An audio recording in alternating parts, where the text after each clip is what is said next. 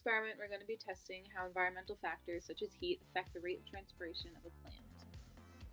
We hypothesize that adding heat to the environment of a plant will cause the rate of transpiration to increase because the plant is going to release more water vapor and need to use more water. For our experiment, the independent variable is the temperature of the environment. The dependent variable is how fast the water is absorbed from the pipette.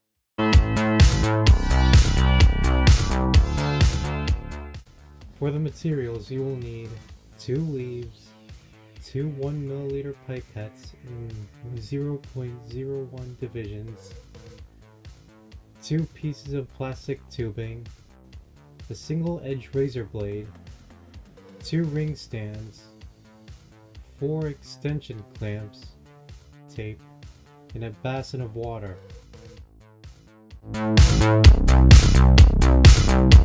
Procedure. To start, insert the tip of the pipette into the plastic tubing. This will be your photometer. After that, fill the 10 milliliter syringe with water, connect the syringe to the end of the plastic tubing, and inject water into the photometer until the plastic tubing and pipette are full. There should be no air bubbles on either the pipette or plastic tubing. Disconnect the syringe from the plastic tubing.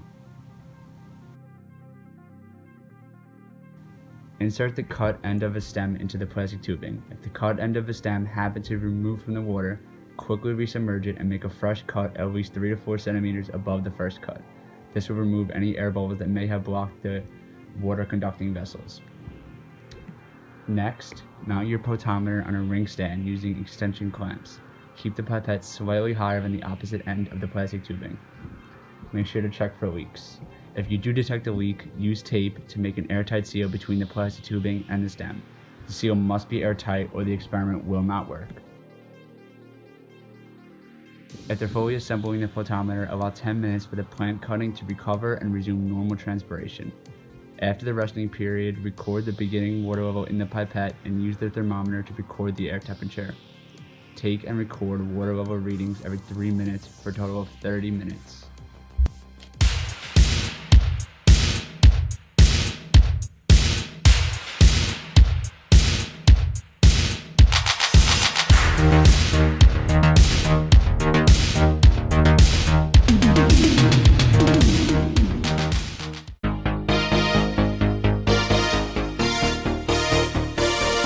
After conducting our experiment, we found that the addition of heat does in fact increase the rate of transpiration in a plant. One issue that we found when conducting our initial experiment was that the experimental group had the same rate of transpiration as the control group. We found that due to the height of the pipette being lower than the plant instead of higher, this was affecting the rate of transpiration. Another issue that we encountered was leakage at the tip of the plastic tube. This was because the diameter of the stem of the leaf wasn't the same as the diameter of the plastic tube. In order to fix this, we reconducted the experiment, but this time we wrapped the stem of the leaf with a waxy film before putting it in the tube. The data and observations gathered in our lab experiment disproved the idea that the addition of heat to a plant's environment would decrease the rate of transpiration. This is displayed in our lab when the level of water in the pipette connected to the experimental group decreases much quicker than the level of water in the pipette connected to the